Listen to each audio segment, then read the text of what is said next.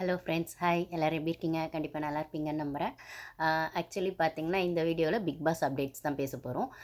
Big pass அப்டேட்ஸ்னு சொல்லும்போது, நீங்கள் எல்லோரும் சரி, நானும் சரி, ஐ லோகோ பார்த்துருப்போம். ரொம்ப நாளாக அதுக்கு வெயிட் பண்ணிட்டு இருந்தது. எப்பப்பா விடுவாங்க, எப்பப்பா விடுவாங்க, ஒரு ப்ரொமோ வருமா, என்ன சொல்கிறது, அந்த லோகோடது வருமா, ஏதோ ஒரு அப்டேட் பிக் பாஸ் பற்றி வருமான்னு யோசிச்சுட்டு இருக்கேன். நம்ம மாதிரி பிக் பாஸ் ஃபேன்ஸுக்கு இப்போ அந்த ஐ லோகோ வந்ததே ஒரு பெரிய விஷயம் அப்படின்னு தான் சொல்லணும். ஸோ ஆனால் வந்து எப்படி இருந்தது அப்படிங்கிறத பற்றி உங்கள் கூட ஷேர் பண்ணிக்கலாம் அப்படின்னு தான் இன்றைக்கி நான் வந்து வந்திருக்கேன். ஸோ வந்து 2-3 நாள் ஆயிடுச்சு வந்து அப்படின்னும்போது அந்த சூடு குறைஞ்சிச்சா அப்படின்னு கேட்டால், ஒரு சில சாப்பாடு வந்து சுட சுட சாப்பிட்டா நல்லாயிருக்கும். ஒரு சில விஷயங்கள் என்ன சொல்கிறது, மீன் குழம்பு, கருவாட்டு குழம்பு மாதிரி இருக்க விஷயம்லாம் ஊற ஊற தானே நல்லாயிருக்கும். பிக் பாஸ் பொறுத்த வரைக்கும் என்னதான் சீக்கிரம் சீக்கிரம் அப்டேட் வர்றது ஒரு ஒரு விதமான அது ஒரு டேஸ்ட்டாக இருந்தாலும், அது வந்து 3 மாதத்துக்கான ஒரு ப்ராசஸ் அப்படின்னும்போது, ஆரம்பிச்சப்புறம் 3 மாதம் ப்ராசஸ், ஆரம்பிக்கிறதுக்கு முன்னாடி இனிஷியல் ப்ராசஸ் 1 மாதம் முன்னாடி அப்படின்னும்போது, ஒவ்வொரு நாளும் கொண்டாட்டம் தாங்க, பிக் பாஸ் கொண்டாட்டம் தான் அப்படிங்கிற மாதிரி இனிமேல் வரப்போகிற ஒவ்வொரு அப்டேட்டுமே ஒன்றோட ஒன்று ரிலேட் ஆகிட்டு, இல்லை அது இன்னும் கொஞ்சம் எக்ஸ்ட்ராவாக அதுக்கான இன்ஃபர்மேஷன்ஸ் கேதர் ஆகும்போது, இல்லை சோஷியல் மீடியாவில் ஷேர் ஆகும்போது, ஒவ்வொரு நாளுமே அதுக்கான டேஸ்ட் இன்க்ரீஸ் ஆகிட்டே தான் இருக்கும் அப்படின்னும்போது, ஸோ வந்து நான் வந்து ஒரு 2 நாள் கழித்து இதை வந்து அந்த ஐ லோகோக்குள்ளே என்னென்ன ஹிடன் அஜெண்டா இருக்குது, ஹிடன் பாலிடிக்ஸ் இருக்குது, இல்லைனா ஹிடன் இன்ஃபர்மேஷன் இருக்குது அப்படிங்கிற மாதிரிலாம் ஒரு சில விஷயம்லாம் கொஞ்சம் பொறுமையாக நம்ம மெதுவாக பேசலாம் அப்படிங்கிறதுக்காக தான் வெயிட் பண்ணிருந்தேன். ஸோ அந்த மாதிரி இன்ட்ரெஸ்டிங்கான ஒரு சில விஷயம் தான் உங்கள் கூட ஷேர் பண்ணிக்கலாம் அப்படின்னு. அதுக்கு முன்னாடி நம்ம சேனலுக்கு ஃபஸ்ட் டைம் வரவங்க சப்ஸ்கிரைப் பண்ணிக்கோங்க. உங்களுக்கு வீடியோ பிடிச்சிருந்தா லைக் பண்ணுங்கள். லைக் பண்ணுற பட்சத்தில் தான் நம்ம மாதிரி பிக் பாஸ் ஆடியன்ஸ்க்குலாம் நான் போடுற அப்டேட்ஸ்லாம் சீக்கிரமாகவே ரீச் ஆகும். ஸோ எப்படா பிக் பாஸ் வரும்னு வருஷம் வருஷம் அந்த திருவிழா மாதிரி காத்துட்ருக்கு கொண்டாட்டத்துக்கு, கொண்டாட்டமாக இருக்கிற பிக் பாஸ் அப்படின்னும்போது அந்த பிக் பாஸ் ஃபேன்ஸ்க்கான ஒரு விஷயமா அப்டேட் வந்து இந்த மாதிரி வந்து லைக் போடும்போது தான் அவங்களுக்கு போய் ரீச் ஆகும் அப்படின்னும்போது லைக் போட்டுடுங்க. நம்ம சேனலுக்கு ஃபஸ்ட் டைம் வரவங்க சப்ஸ்கிரைப் பண்ணிக்கோங்க. நம்மளுக்கு சப்போர்ட் பண்ணுற எல்லா ஃபேன்ஸு எல்லாருக்குமே ரொம்ப தேங்க்ஸ் கைஸ். வாங்க நம்ம வீடியோக்குள்ளே போகலாம். சரி ஃப்ரெண்ட்ஸ், ஃபஸ்ட்டு வந்து ஐ லோகோ எப்படி இருந்தது அப்படின்றது உங்கள் கூட ஷேர் பண்ணிக்கிறேன். எனக்கு ஐ லோகோ பிடிச்சிருந்ததா அப்படின்னா பிடிச்சிருந்தது. ஆனால் ரொம்ப பிடிச்சிருந்ததா அப்படின்னு கேட்டால் ஓகே அப்படின்னு சொல்லலாம். போன வாட்டியை விடவும் இந்த வாட்டி பெட்டர் அப்படின்னு சொல்லலாம். ஸோ வந்து பெஸ்ட்டானு கேட்டால் கண்டிப்பாக பெஸ்ட்டுன்னு சொல்ல மாட்டேன். ஆனால் ஒஸ்ட்டானு கேட்டால் ஒஸ்ட்டும் இல்லை, பெட்டர் அப்படின்னு தான் சொல்லுவேன். அதே சமயத்தில் வந்து கொஞ்சம் யூனிக்னஸ் இருக்கணும் அப்படிங்கிற மாதிரி ட்ரை பண்ணியிருக்காங்களோ அப்படின்னு தோணுது. ஆனால் இன்னும் கொஞ்சம் கிராண்டாகவும் இருந்திருக்கலாமோ அப்படின்னு. கிராண்டான்னு சொல்லும்போது கொஞ்சம் கிறிஸ்பாக இருந்திருக்கலாமோ கலர் அப்படின்ற இடத்துலையும் கொஞ்சம் நல்லாயிருக்கும். ஆனால் வந்து அவங்க வந்து என்ன சொல்கிறது, ஒரு மாதிரி யூனிக்காகவும் கொஞ்சம் மைல்டாகவும் இருக்கும் மைல்டாகவும் இருக்கிற அப்படிங்கிற மாதிரி ஏதோ ட்ரை பண்ண மாதிரி இருக்குது. ஏன்னா அவங்க வந்து நடுவில் வச்சுருக்க அந்த சில்வர் கலர் ஆகட்டும், அதுக்கப்புறம் அந்த பிங்கிஷ் அது என்ன பர்பிள்னு, அந்த பர்பிள்னு ஃபுல்லாக சொல்லிட முடியாது, இல்லை பிங்க்குன்னு ஃபுல்லாக சொல்லிட முடியாது.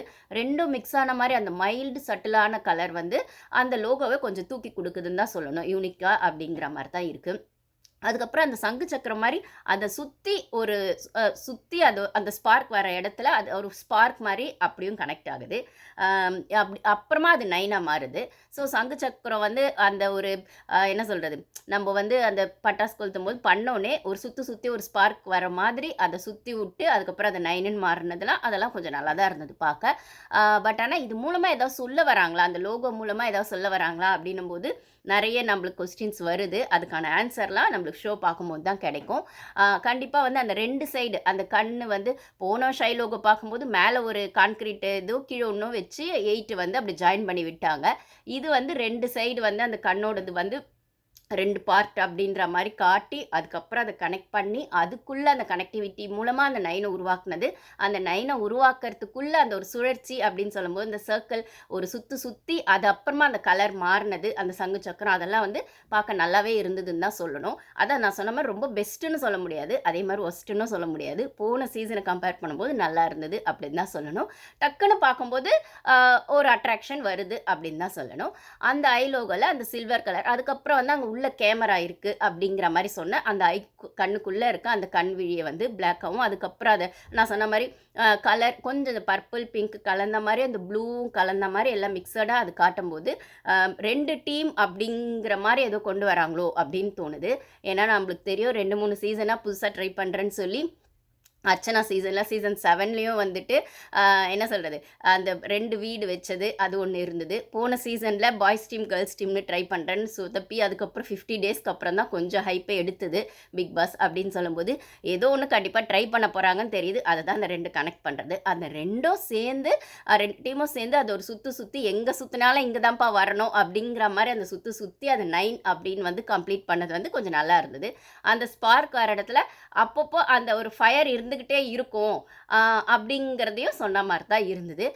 ஸோ அதான் என்ன சொல்கிறது, சங்குச்சக்கர மாதிரி நல்லா சூப்பராக சுற்றி அதுக்கப்புறம் வந்து ஸ்டார்ட் ஆன இடத்துலேயே வந்து நின்றுடும் அப்படிங்கிற மாதிரி அந்த ஒரு ஸ்பார்க் வந்து வரதான் செய்யும். அது ஸோ அந்த ஸ்பார்க்கை சொல்கிற விதமாகவும் அந்த சில்வர் கலர் இருந்தது அப்படின்னு தான் சொல்லலாம். அதுக்கப்புறம் கலர்ஸ் அப்படின்னு சொல்லும்போது அந்த சில்வர்னு சொல்கிற அந்த ஒயிட் கலர் ஆகட்டும், அப்புறம் பிளாக் ஆகட்டும், அது ப்ளூ அப்படின்றதாகட்டும், அதுக்கப்புறம் அந்த பிங்கிஷ் அந்த பர்பிள் அப்படின்னு சொல்கிறதாகட்டும். ஸோ ஒவ்வொரு கலருக்கு ஒரு சைக்காலஜி இருக்குது அப்படின்னு சொல்லும்போது பிங்க்குன்னு சொல்லும்போது மைல்டாகவும் எடுத்துக்கலாம், பர்பிள்னு சொல்லும்போது டாமினேட்டிங்கும் எடுத்துக்கலாம். அதுக்கப்புறம் வந்துட்டு அந்த சில்வர் அப்படின்னு சொல்லும்போது என்ன சண்டை போட்டாலும் சண்டையும் அங்கே தான், சமாதானமும் அங்கே தான்ப்பா அப்படின்ற மாதிரி அங்கேயே சண்டையும் போடுவாங்க, அங்கேயும் சமாதானமும் ஆவாங்க. ஸோ சண்டை போடுற எவ்வளோ பேரை வந்து நம்ம அதுக்கப்புறம் வந்து க்ளோஸ் ஆனதை பார்த்துருக்கோம். ஃபார் எக்ஸாம்பிள் போன சீசனில் ஜாக்கும் மஞ்சரியும் அப்படின்னு சொல்கிற மாதிரி, அதுக்கப்புறம் சௌந்தர்யா தீபக் அப்படின்னு சொல்கிற மாதிரி.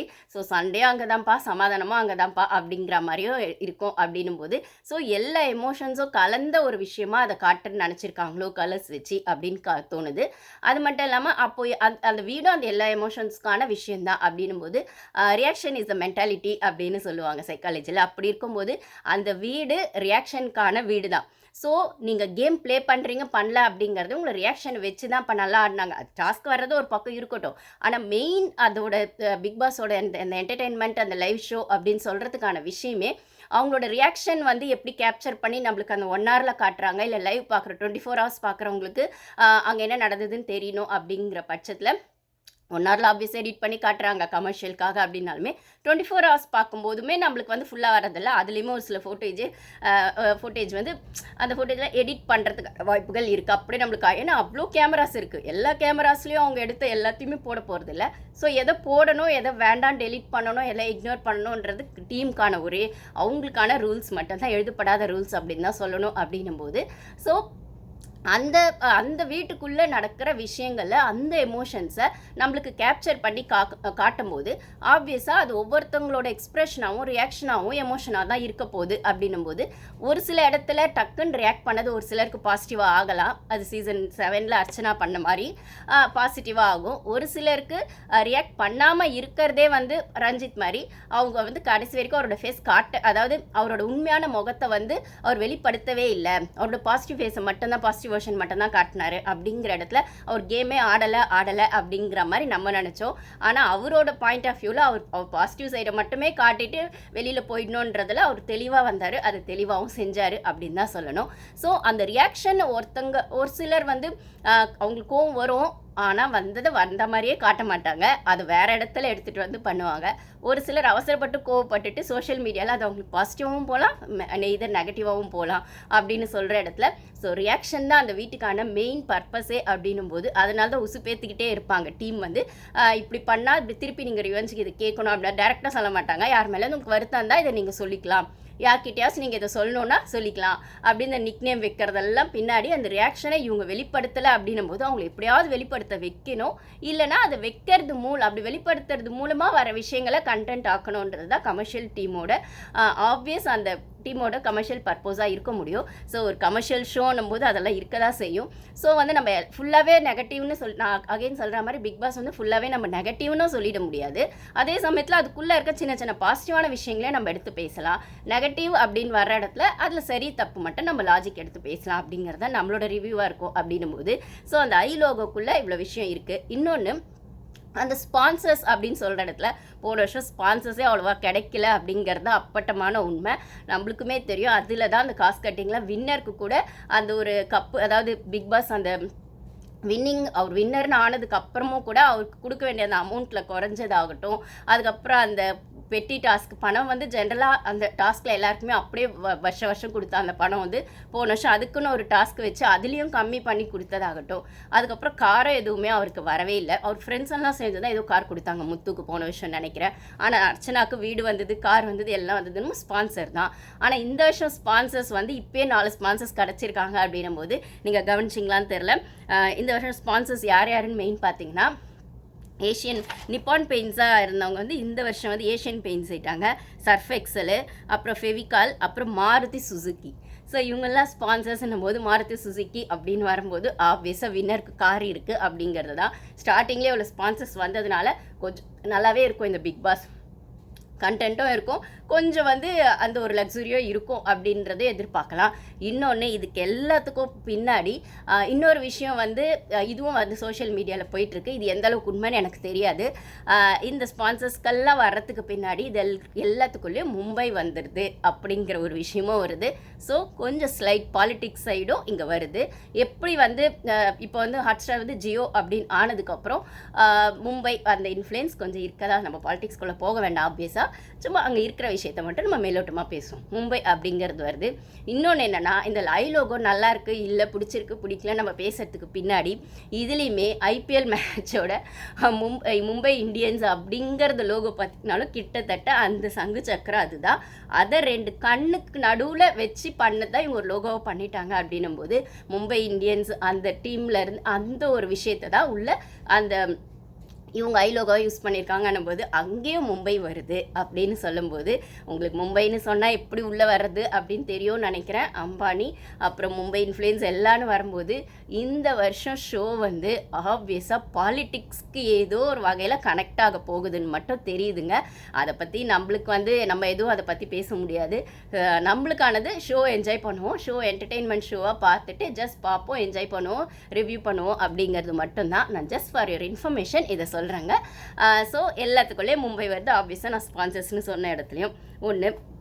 இன்னொன்று கான்செப்ட் இந்த வருஷம் அந்த பேட்டர்ன் எப்படி பண்ண போகிறாங்க, அந்த 2 வீடு கான்செப்ட், அதுக்கப்புறம் கேர்ள்ஸ் பாய்ஸ் கான்செப்ட்னு இந்த வருஷம் என்ன பண்ண போகிறாங்க அப்படின்னும் போது நிறைய கொஸ்டின்ஸ் நம்மளுக்குள்ளே வருது. இதை வந்து பார்த்திங்கன்னா தெலுங்கு பிக் பாஸில் கிளான் கான்செப்ட்னு ஒன்று பண்ணாங்க சீசன் 8ல். அது பெருசாக ஹிட் ஆகலை.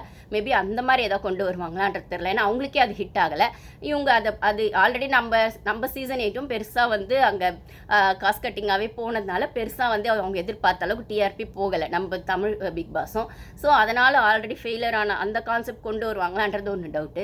அப்புறம் மலையாள பிக் பாஸில் பார்த்தீங்கன்னா 4 வீடு கான்செப்ட்டுன்னு ஒன்று இருக்குது. அப்புறம் டென், டனல், பவர் ரூம் அப்படிங்கிற மாதிரி அப்படியே தான் கொண்டு வருவாங்களான்னு கேட்டால் அதுவும் நம்மளுக்கு சரியாக தெரியல. அது வந்து உள்ளுக்கே வந்து ஒருத்தர் பண்ணிக்கிற மாதிரி ஆகிடும் 4 வீடு அப்படின்னும் போது.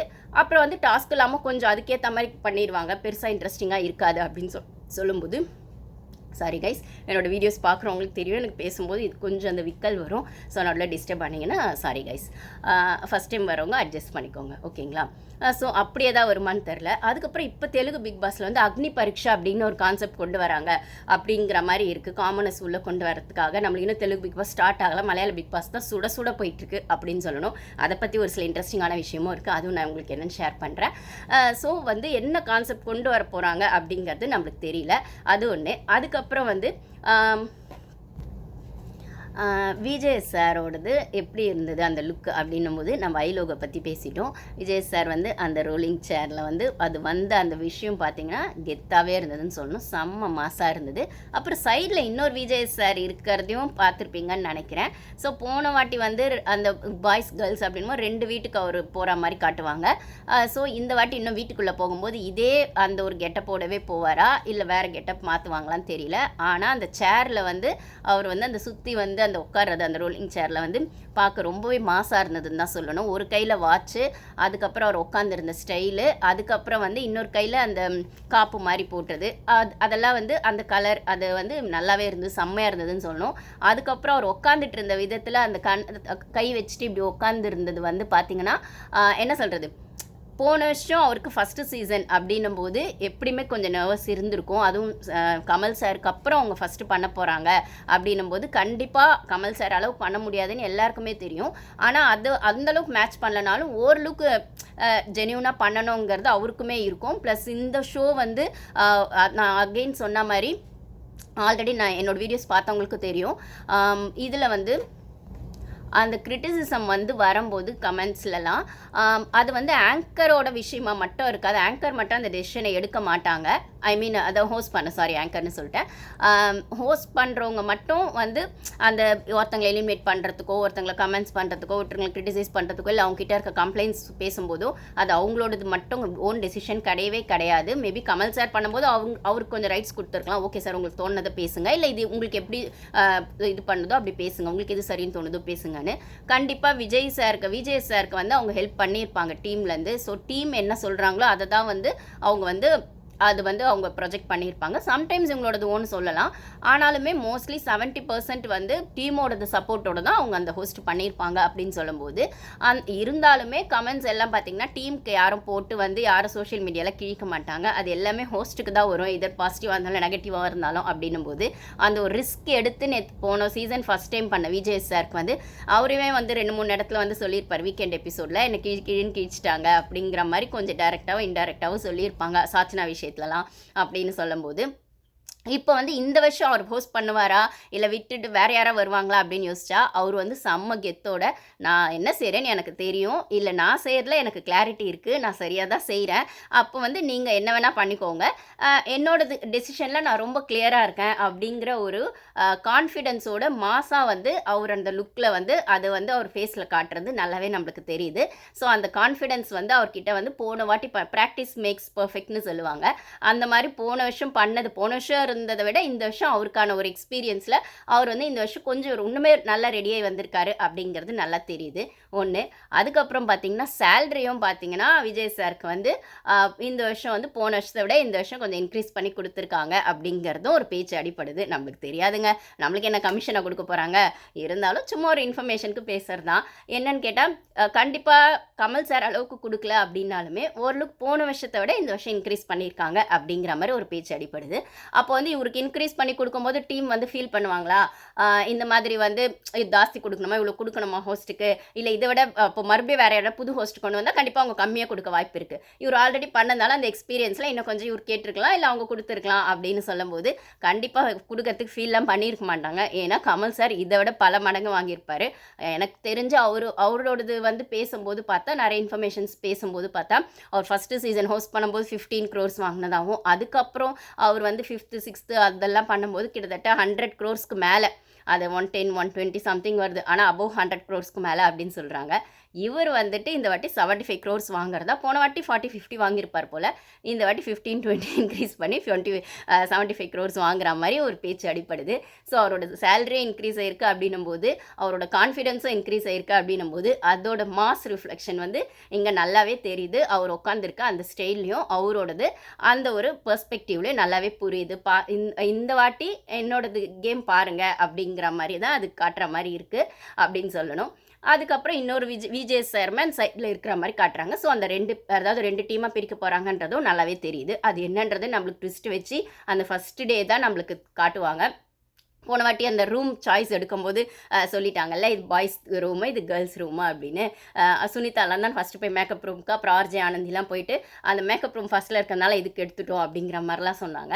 ஸோ அப்போ நம்மளுக்கு அந்த ட்விஸ்ட் அங்கே வச்சு தான் நம்மளுக்கு என்னென்னு ரிவீல் பண்ணுவாங்க அப்படின்னும் போது அதுக்காக நம்ம கண்டிப்பாக வெயிட் பண்ணி தான் ஆகணும். இன்னும் ஒரு சில இன்ட்ரெஸ்டிங்கான விஷயம் இருக்குது. அதுக்கப்புறம் நம்ம எவ்வளோ பேர் வரப்போகிறாங்க உள்ளே அப்படின்னு சொல்லும்போது, இல்லை யார் யார் வரப்போகிறாங்க அப்படின்னு சொல்லும்போது இதை பற்றி நான் ஒரு வீடியோ போட்டிருக்கேன், பார்க்காதவங்க அதை போய் பாருங்கள். அதில் ஒரு லுக் நான் சொல்லியிருக்கிற பர்சன்ஸும் உள்ளே வராங்க. எக்ஸ்ட்ராவாக இன்னும் கொஞ்சம் பேர் அடிப்படுது. நம்மளுக்கு எப்படியுமே கன்ஃபார்மாக தெரியவே தெரியாதுங்க.